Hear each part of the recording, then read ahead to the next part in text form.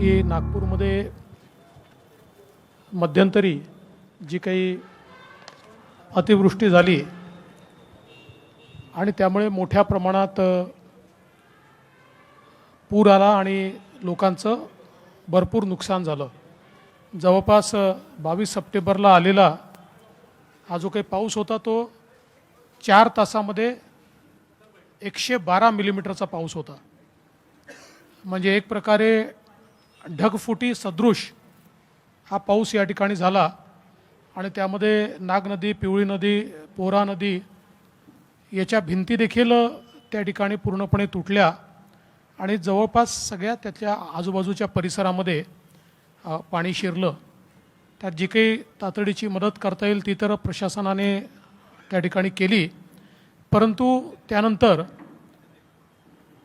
या संदर्भात पुढे अशा प्रकारची परिस्थिती येऊ नये म्हणून काही निर्णय घेणं गरजेचं होतं। स्वतः माननीय गडकरी साहेबांनी या संदर्भात वेगवेगळ्या बैठका घेतल्या। मी देखील काही बैठकांना उपस्थित होतो आणि याचा एक कॉम्प्रिहेन्सिव्ह प्लॅन की जेणेकरून उद्या अशा प्रकारची अतिवृष्टी झाली तर पाणी शिरणार नाही, या संदर्भात काही उपाययोजना या ठिकाणी ठरल्या।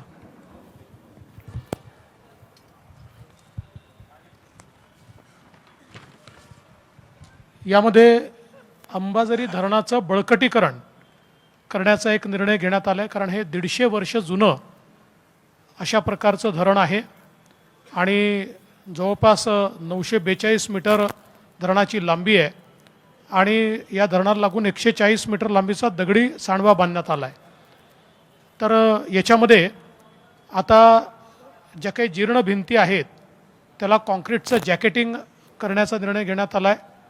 खालच्या बाजूला RCC रिटेनिंग वॉल ही तयार करण्यात येणार आहे आणि त्याच्या सुरक्षिततेच्या दृष्टीने जवळपास 21 कोटी रुपयाच्या प्रस्तावाला पाटबंधारे विभागाच्या माध्यमातून हे काम केलं जाणार आहे। त्याला पाटबंधारे विभागाने मान्यता दिली आहे आणि पाटबंधारे विभागच हे काम करेल। त्यासोबत जे काही माती धरण आहे त्याचं क्रॉस सेक्शन दुरुस्ती आणि दगडी पिचिंगची कामं करण्यात येणार आहे। त्यात जो काही धरणाच्या खालील बाजूला एक ड्रेन तयार करण्यात येणार आहे आणि जवळपास 11 कोटी रुपये याकरता खर्च करण्यात येणार असून धरणाच्या पातळीपासनं 100 मीटरपर्यंत कोणताही अडथळा निर्माण होणार नाही आणि प्रवाह सुरळीत चालेल अशा दृष्टीनं पाण्याचा जो विसर्ग आहे याचं पूर्ण हायड्रॉलिक कॅल्क्युलेशन करण्यात आलेलं आहे आणि त्या कॅल्क्युलेशनच्या अनुसार हे काम केलं जाणार आहे। कारण आपल्याला कल्पना आहे, आपल्यापैकी सगळेच आपण स्पॉटवर जाऊन आला आहात, तर त्यात असं लक्षात आलं की काही भिंतींनी वगैरे जो प्रवाह आहे हा प्रवाह अडल्यामुळे देखील मोठ्या प्रमाणात तिथल्या कॉलनीजमध्ये हे पाणी शिरलं आणि म्हणून त्या दृष्टीने हा 100 मीटरपर्यंतचा पूर्ण प्रवाह सलग निघाला पाहिजे अशा प्रकारचा प्रयत्न या माध्यमातून केला जाणार आहे।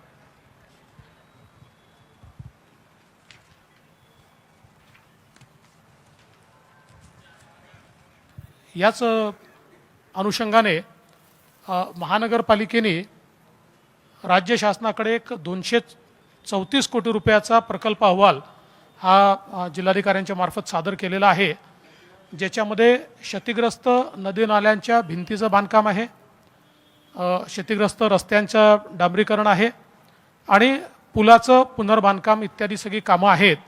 तर याला देखील राज्य सरकार प्राधान्याने निधी उपलब्ध करून देते आहे आणि या माध्यमातून हे जे काही 234 कोटीची कामं आहेत ती आपण हातात घेणार आहोत। नदीचा जो प्रवाह आहे तो सुरळीत करण्याच्या दृष्टीने देखील साधारणपणे नदीची वहन क्षमता जी आहे ती वाढवावी लागणार आहे आणि त्याकरता अंबाझरी ओव्हरफ्लो पॉईंटपासून पंचशील सिनेमापर्यंत जवळपास 4.80 किलोमीटर म्हणजे 5 किलोमीटर नदीच्या पात्राचं 1 ते 1.5 मीटर हे खोलीकरण करण्यात येणार आहे।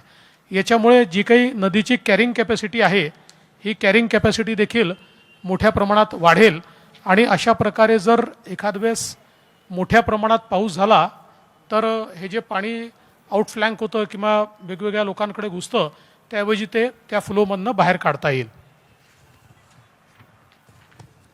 यासोबत जवळपास शहरातल्या सर्वच नदी नाल्यांच्या संदर्भात देखील एक डिझास्टर मिटिगेशन मेजर म्हणून त्या ठिकाणी त्याच्या रिटेनिंग वॉल्स, पूल आणि अन्य बांधकामं हे देखील करण्याच्या संदर्भातला एक प्रस्ताव आलेला आहे. हा प्रस्ताव मोठा प्रस्ताव आहे. हा टप्प्याटप्प्याने या ठिकाणी हातात घेण्यात येईल आणि त्याला देखील एक तत्वता मान्यता सुरुवातीला देण्यात येईल आणि त्याच्यानंतर याला देखील बजेटमधनं टप्प्याटप्प्याने पैसे देऊन हे काम देखील निश्चितपणे या ठिकाणी करण्यात येणार आहे.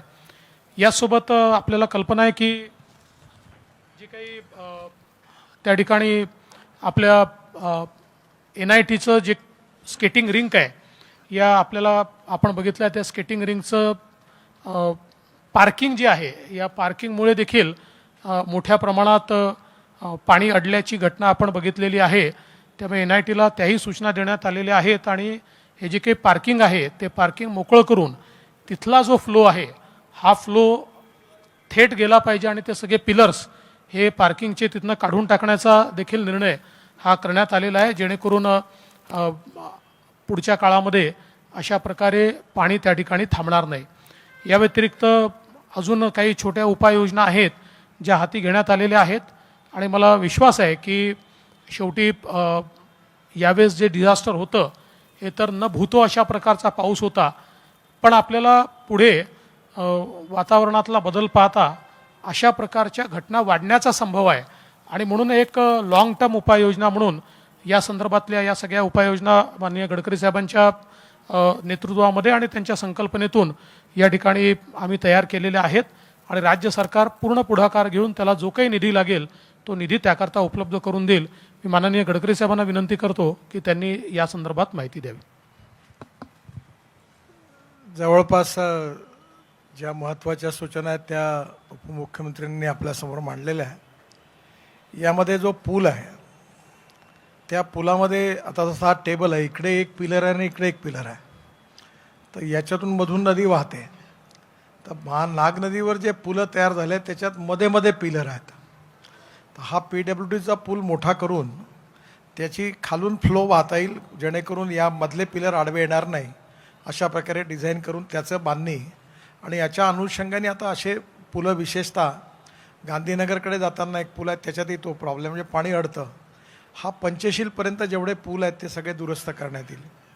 दुसरा मुद्दा जे आपला अंबाझरीचं जिथून फ्लो होतो तिथे ॲटोमॅटिक गेट बसवणार आहे 4 करोड रुपयाचे आणि त्याच्यातून जेणेकरून आधीपासूनच जेव्हा पाऊस येईल त्यातला प्रवाह कंट्रोल करण्याचा प्रयत्न म्हणजे एकदम अचानक असं होणार नाही. त्यामुळे आपण ते गेट खाली जाऊन परिस्थिती बघून आपल्याला हळूहळू फ्लो सोडता येईल. त्यामुळे अचानक जे संकट आलं ते येणार त्याच्याबद्दल टेक्निकलरित्या याचा अभ्यास केला गेलेला आहे. अंबाझरी तलावाचं जे पाणी आहे ते CRF कॅम्पमध्ये जातं, SRP कॅम्पमध्ये जयतळ्याला. तर त्याच्यामध्ये MIDCनी हे पाणी काही वापरावं, काही आपल्या जयतळ्याच्या कॅम्पमध्ये कॅपॅसिटी वाढवून जर गृहविभागाची परवानगी मिळाली तर जयतळ्याच्या भागाला मोठ्या प्रमाणावर डेव्हलपमेंट होते आहे. तर अंबाझरीतलं पाणी त्या SRP कॅम्पमध्ये शुद्ध करून ते पाणी अजून काही भागामध्ये देता येईल वापरण्याकरता, त्याच्यावर एक चर्चा सुरू आहे. त्या काळामध्ये अंबाझरी तलावापासून एम्प्रेस मिलपर्यंत एक पाईपलाईन आली आहे, पण ती कोणालाच माहिती नाही आहे. सगळे सांगतात ती कशी आहे काय हेही माहिती नाही. तर एक सुझाव असा आला होता की ते शुक्रवार तलाव भरण्याकरता याचं पाणी वापरावं, पण त्याच्या अजून काही पूर्ण एवढं सगळं चेकिंग करणं आणि याचा काही पुरावे मिळालेले नाही आहे. तर यामध्ये ठिकठिकाणी जो प्रवाह अडत होता त्याच्यामध्ये जे पुलांचे डिझाईन्स आहेत ते नवीन करणं आहे तेथील. दुसरी गोष्ट नदीला खोलीकरण, आपल्या या नागनदीला खोलीकरण करू. याचा बऱ्याच दिवसात कचरा हे नाही झाला, तर त्याच्यातून 1 मीटर असं म्हटलं आहे. माझा अंदाज आहे की त्याच्यामध्ये 1 मीटर गाळ असावा. तो सगळा गाळ बाहेर काढल्यामुळे त्याची कॅपॅसिटी वाढेल. दुसरं 2400 कोटी रुपयाचा नाग नदीचा प्रकल्प जायकाबरोबर मंजूर झालेला आहे. त्यामुळे आता हा प्रकल्प आणि तो प्रकल्प काम करण्याच्या आधी दोन्ही प्रकल्पाबद्दल कमिशनर साहेबांकडे बसून मग त्याच्यात कुठे ओव्हरलॅपिंग होणार नाही आणि टेक्निकल प्रॉब्लेम होणार नाही तपासून मग हे काम करू. याच्यामध्ये महाराष्ट्र सरकारचं जे डिझास्टर डिपार्टमेंट आहे त्याच्याकडे कलेक्टर साहेबांकडनं नाग नदीच्या बरोबर पिवळी नदी आहे, बाकीचे नाले आहेत जे नागपुरातले, ज्याच्यामुळे खूप नुकसान झालं, त्याच्याही बाबतीत अभ्यास करून एक पाठवलेला आहे। यावेळी हे सगळे नाले खोलीकरण, त्याची दगडाची उत्तम भिंत चांगल्या क्वालिटीची बांधणं, खाली कॉन्क्रिटिंग करणं, जेणेकरून दरवर्षी जे पावसाळ्यात पाणी शिरतं आणि ज्याच्यामुळे नुकसान होतं, आमच्या सगळ्यांनी जेव्हा टेक्निकल लोकांनी विचार केला तेव्हा साधारणतः या सगळ्या उपाययोजनांमधून या योजना झाल्या तर हा जो यावेळी जे संकट आलं असं संकट येणार नाही। पण यावेळी जे 112 mm पाणी पडलं हा एक रेकॉर्ड आहे। अशी स्थिती जुन्या काळामध्ये जो रेकॉर्ड आहे त्याच्यामध्ये 112 mm कधीच नव्हतं। हे ढगफुटी आणि याच्यापर्यंत झालं रात्रभरामध्ये, त्यामुळे मोठ्या प्रमाणात आलं। पण याच्यातून खूप लोकांचं नुकसान झालं आणि म्हणून हा लाँग टर्म प्लॅन आहे। देवेंद्रजींनी जसं सांगितलं आहे त्याच्या इम्प्लिमेंटेशनला त्या एजन्सीकडनं लगेच सुरुवात करू।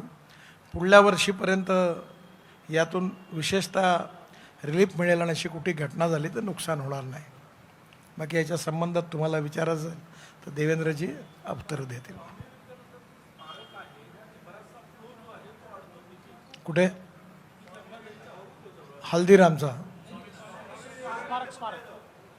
स्मारकाचे पण स्टडी करतात आहेत, त्याच्यात इरिगेशनचे एक्सपर्ट लोकांनी स्टडी केला आणि बाकीच्यांनी केलेला आहे।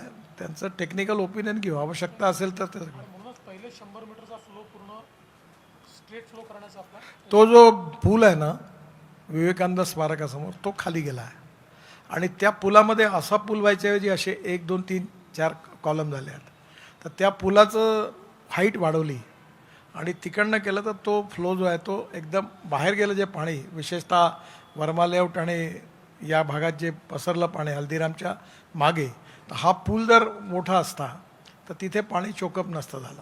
तर या सगळ्याचा एक तर माझे एक मित्र आहेत ते चीफ इंजिनियर होते, त्यांच्याकडनं स्टडी केला, इरिगेशनचे रिपोर्ट आले, महानगरपालिकेने घेतला, सगळ्यांच्या मिटिंगा कमिशनरांनी घेतल्या, माझ्याकडे मी सगळं प्रेझेंटेशन घेतलं, टेक्निकल गोष्टी केल्या, देवेंद्रजींनी या सगळ्या गोष्टी तपासल्या, जनतेचे कुठे कुठे प्रॉब्लेम आले, कोणत्या ठिकाणी आले, किती पाणी गेलं त्याची सगळं आलं आणि त्याच्यानंतर मग हा प्लॅन तयार झाला।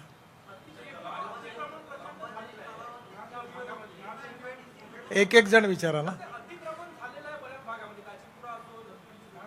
तलावाच्या वर आणि तलावाच्या आतमध्ये, हो ते तलाव नाग नदीच्या आतमध्ये आणि नाग नदीच्या बाजूला जर अतिक्रमण असेल तर ते काढले जातील, कोणाचेही असो। त्याच्यात जर आता टेक्निकली जेव्हा रिपोर्ट तयार होईल, नाग नदीचा प्रवाह आणि त्याच्या बाजूच्या भिंती बांधताना जर कुठे अतिक्रमण आढळलं तर ते काढू।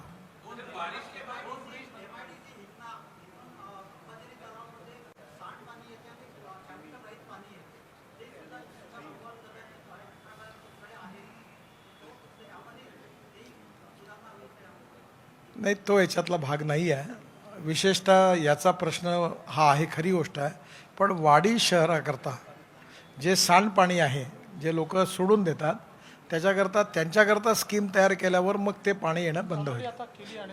ती बहुतेक केली आहे, समीर मेघेने आहे।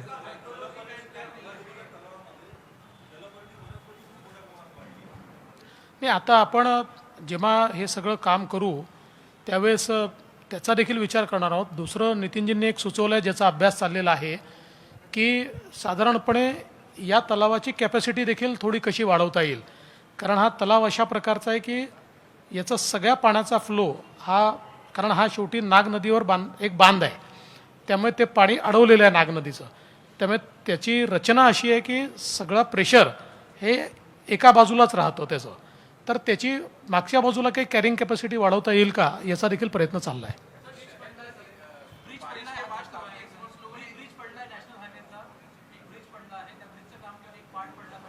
सगळं नवीन येईल ना, तो नॅशनल हायवेचा ब्रिज नॅशनल हायवेकडून पूर्णपणे, जसं मी मगाशी तुम्हाला तिथेही प्रॉब्लेम आहे, त्या ब्रिजच्या खाली मी डोकावून बघितलं, तिथेही पण ते असेच पिलरमध्ये केले, ही जुनी सिस्टीम होती। आता काय झालं, एक एन्फोर्समेंट कॉन्क्रीट आला आहे नवीन मलेशियातून, त्याच्यामध्ये आपण 120 मीटरपर्यंत मध्ये पिलर करायची गरज, जसे मध्ये मध्ये पिलर येतात ना, तर हा जो वरचा बीम आहे हा स्टील फायबरमध्ये कास्ट करतात, तर मी त्यांना सूचना केल्या की आता स्टील फायबरने कास्ट केलेले सगळे पियर लावू, त्यामुळे मधले सगळे गायब होतील, त्यामुळे त्या पाण्याकरता जागाला जो गतिरोध आहे तो नाही होणार. हां, नॅशनल हायवेचं तर ऑलरेडी त्यांनी तयारी सुरू केली आहे.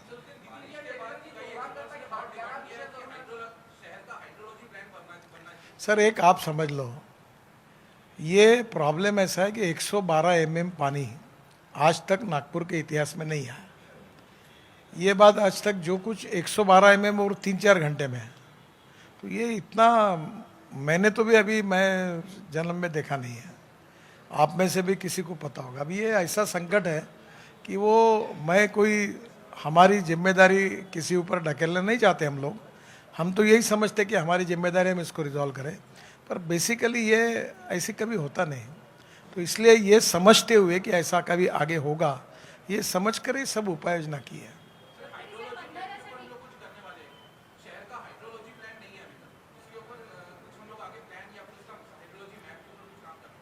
देखो, नागपुर शहर में वर्ल्ड बैंक अपना जायका के फंड से नाग नदी का प्रकल्प मंजूर हुआ है 2400 करोड़ का. नाग नदी के प्रकल्प में 3 विधानसभा क्षेत्र जो होते हैं उसका ड्रेनेज और सब उसमें आया है. 3 विधानसभा क्षेत्र का उसमें नहीं आया है. मैंने म्यूनिसिपल कमिश्नर जी को ये सुझाव दिया है कि जो बाकी 3 विधानसभा क्षेत्र है उसको उसी कंसल्टेंट से प्लान करके, ये जो 3 का जो है वो जायका फंडेड इसमें होगा, और बाकी के 3 में एनआईटी की जितनी जगह है वो एनआईटी की होगी या एमएमआरडी की, और जितनी कारपोरेशन वो उतना बेयर करेंगे. और नागपुर शहर का पूरा इंटीग्रेटेड ड्रेनेज का मैप हम तैयार करेंगे इंटरनेशनल कंसल्टेंट से, और उसके बाद लाइन डालेंगे. जब पानी की जो ड्रिंकिंग वाटर की पाइपलाइन है उसमें भी इसी प्रकार का प्लान किया है. अब बड़े प्रमाण पर ये जो पाइपलाइन है वो डालने का काम चालू है. पानी की टाकियाँ जो है वो भी बनाना चालू है ड्रिंकिंग वाटर के लिए. और दूसरी तरफ ड्रेनेज के प्लान में 3 कॉन्स्टिट्यूंसी का वो जो जायका के फंड में, और बाकी का कमिश्नर साहब उसी एजेंसी जो सिलेक्ट होगी उससे एक्सटेंशन में इसका भी प्लान तैयार करेंगे, और उसके आधार पर काम करके दोनों का नागपुर शहर का एक उत्तर उसमें मिलेगा. ये टेक्निकल सब्जेक्ट है, ग्रेडियंट कहाँ है क्या है. जैसे अभी आप ये छत्रपति पुल के बाद जो रेलवे पूरे ना जहाँ पानी आता है, तो उसमें काफ़ी चर्चाएं हुई, खूब टेक्निकल एक्सपर्ट गए. एक बात मैंने उनको सुझाई कि वहाँ भी 1 मीटर अगर वो नदी खोल हो जाएगी तो शायद पानी ऊपर नहीं आएगा, पानी का फ्लो बढ़ेगा. अब ये सबके ऊपर जब ये कंसल्टेंट जो तैयार करेंगे जो वर्ल्ड स्टैंडर्ड के हैं, अप्रूव्ड है, उनके तरफ से ये सब इकट्ठा होकर ही उसका प्लान होगा. और इसमें ये जो एक मिनट, नाग नदी का जो प्रपोजल तैयार हुआ है वो हाइड्रोलॉजिकल स्टडी करने के बाद ही हुआ है. तो उसका इंटीग्रल पार्ट ये हाइड्रोलॉजिकल स्टडी है जो नाग नदी का प्रोजेक्ट किया है. और अभी उसमें जब हम आगे बढ़ रहे हैं तो चूँकि जायका जो जापान की स्टेट ये है इंस्टीट्यूशन है, तो उनका ये अप्रोच ये होता है कि होलिस्टिक अप्रोच होना चाहिए. तो उस हिसाब से स्पेशलाइज कंसल्टेंट्स और जनरल कंसल्टेंट्स ऐसे दोनों को रख के उसका कंप्लीट, मतलब हम ये कह सकते हैं कि ये जो प्रोजेक्ट अभी ये हो रहा है ये कोई केवल कंस्ट्रक्शन का प्रोजेक्ट नहीं है. तो एक्चुअली एक रिवर को रिक्लेम करने का और उसकी पूरी हाइड्रोलॉजी और उसका जो पूरा फ्लो है उसको रिक्लेम करने का ये प्रोजेक्ट है.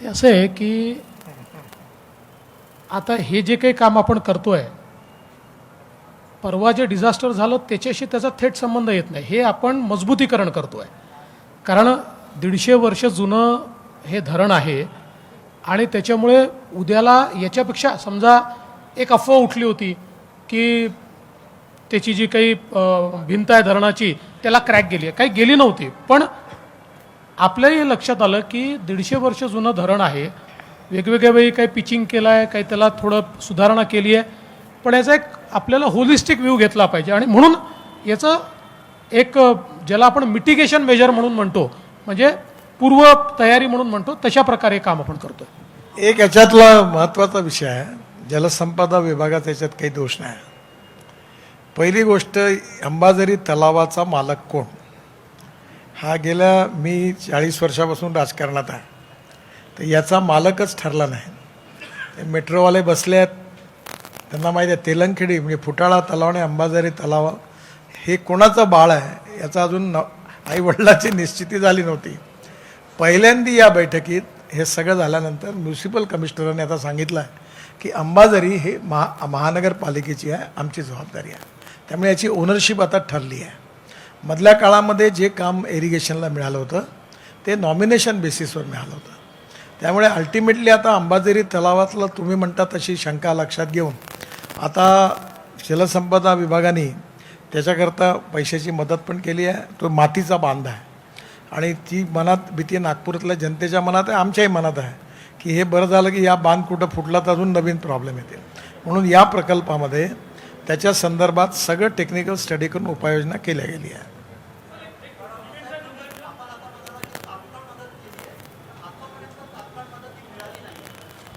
तपासून बघू, जर नसेल मिळाली तर नक्की देतील.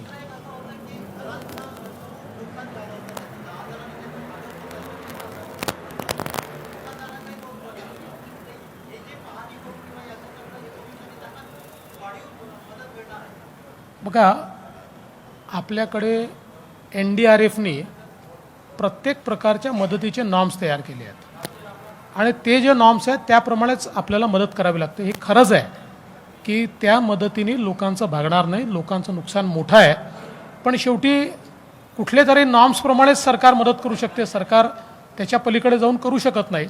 त्यामुळे त्या नॉर्म्समध्ये जी मदत बसते ती सरकारतर्फे केली जाते. अर्थातच त्यांनी काही म्हणजे लोकांचं झालेलं नुकसान हे भरून निघत नाही याची आम्हाला कल्पना आहे.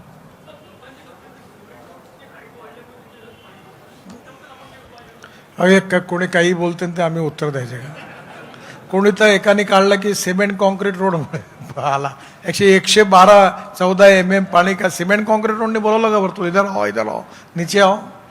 हे अशा फालतू गोष्टीची आम्ही दखल घेत नाही. टेक्निकल स्टडी केला, त्या धरणाची कॅपॅसिटी किती, पाण्याचा फ्लो किती, पाण्याचा फ्लो कुठे अडतो, त्या नदीवर अतिक्रमण कुठे झालं आहे, त्याच्या भिंती कुठे कोसळलेल्या आहेत, कोणाच्या घरात गेलं, ते सगळ्या प्रकारचा टेक्निकल अभ्यास केला. ते इंजिनियर तिथपर्यंत गेले. त्याच्यात सिमेंट कॉन्क्रीट रोडचा काही संबंध नाही याच्याशी.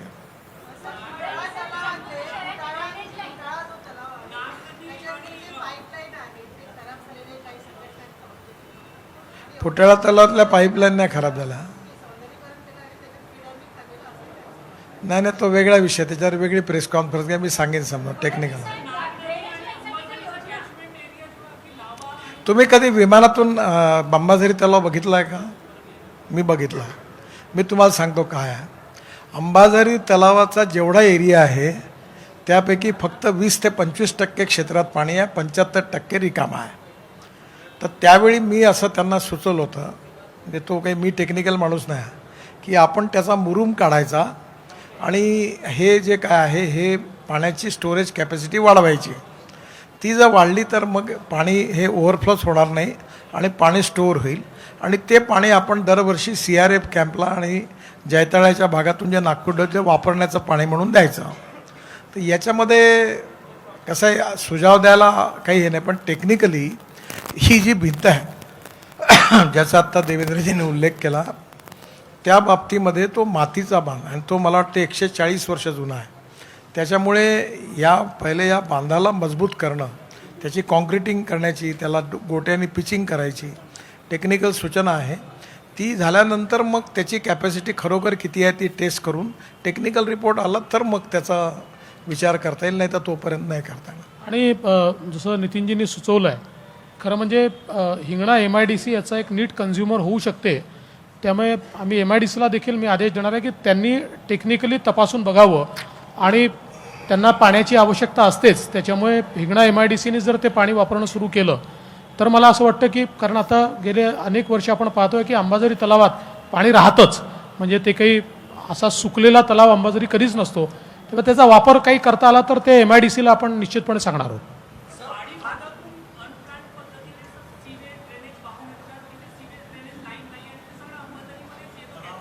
ते सांगितलं ना, वाढीचा प्लॅन तयार करून, जसं उपमुख्यमंत्र्यांनी सांगितलं की तो मंजूर झालेला आहे.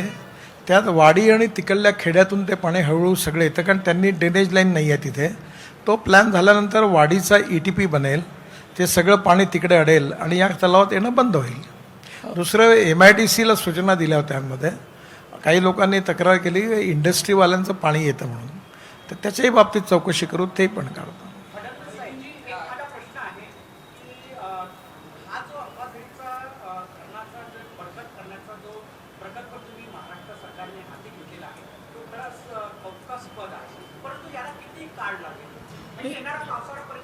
नाही, सगळं काम याचं येणाऱ्या पावसाळ्यापर्यंत होऊ शकत नाही, कारण याला साधारणपणे जे मेजर पाणी वाहून नेण्याचं काम आहे ते आपल्याला पावसाळ्यापर्यंत करायचं आहे, पण जे मजबूतीकरणाचं काम आहे ते कदाचित 1.5 वर्ष त्याला लागू शकतं.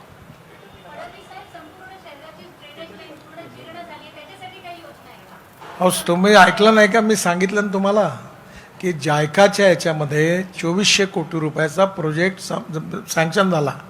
त्याच्यामध्ये नागपूरच्या 3 विधानसभा क्षेत्राचं ड्रेनेजच्या सगळं काम त्यात आलं. 3 विधानसभा सुटल्या. त्या 3 विधानसभा क्षेत्रात NITचा एरिया आहे आणि महानगरपालिकेचा एरिया आहे. जो कन्सल्टंट पक्का होईल त्याच्याकडनं या 3 विधानसभेचं करून इंटिग्रेटेड प्रोजेक्ट करू. या 3 क्षेत्रात जे लागेल त्याचा खर्च NIT आणि महानगरपालिका वाटून घेईल आणि 3 मधला जो आहे तो जायकातून करून पूर्ण नागपूर शहराचा इंटिग्रेटेड ड्रेनेजचा प्लॅन होईल. दुसरं, कलेक्टर साहेबांनी या शहरातल्या अन्य पिवळी नदी वगैरे जे सगळे नाले आहेत त्या सगळ्या नाल्यांच्या बाबतीतही तयार करून तेही 280 कोटीचं प्रपोजल पाठवलं आहे. ते खोलीकरण करू, दोन्ही बाजूनी बांधू आणि एकंदरीत या विषयावर पहिल्यांदा एवढ्या खोलात लक्ष दिलं गेलं आहे. नक्की त्याच्यातून हा जो प्रॉब्लेम आता झाला, आजच्या याचा विषय हाच आहे की पुढल्या वर्षी कमीत कमी जेवढी कामं आज आपण करतो आहे त्यातून कुठलीही परिस्थिती आली तरी पाणी एकाच्याही घरात शिरणार नाही अंबाझरीचं. बाकीच्या ठिकाणी पण आपण काम करतो आहे, तो त्या दृष्टीनेच हा प्लॅन आहे. चला, ठीक आहे, धन्यवाद.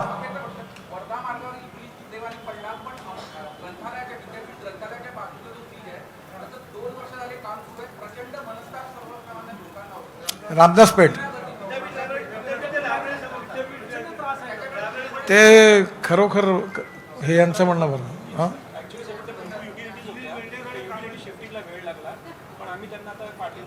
नाही तर आता ते युटिलिटीचा प्रॉब्लेम होता. मलाही पण खूप लोकांच्या तक्रारी आल्या. मी पण कमिशनर साहेबांकडे इन्क्वायरी करायला पत्र लिहिलं होतं, पण आता तो लवकर होईल. युटिलिटीचा प्रॉब्लेम सुटला आहे, तो पूर्ण होईल. चला, ठीक आहे. धन्यवाद, सगळ्यांचे आभार.